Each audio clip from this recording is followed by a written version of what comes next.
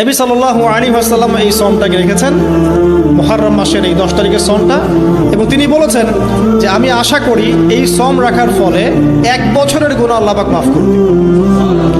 এবং একজন সাহাবী এসে জিজ্ঞাসা করছিলেন যে কোন মাসের রোজা রমাজান মাসের পরে সর্বোত্তম।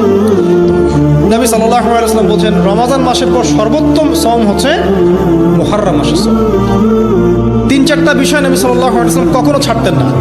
ফজরের আগের 2 রাকাত সুন্নাত, মাসের 3 দিন রোজা রাখা, আইয়ামে বীজের, তারপরে আপনার আরাফার সওম, এবং এই যে মুহররম মাসের সওম। এই সওমগুলো নবী সাল্লাল্লাহু আলাইহি ওয়াসাল্লাম কখনো ছাড়তেন না।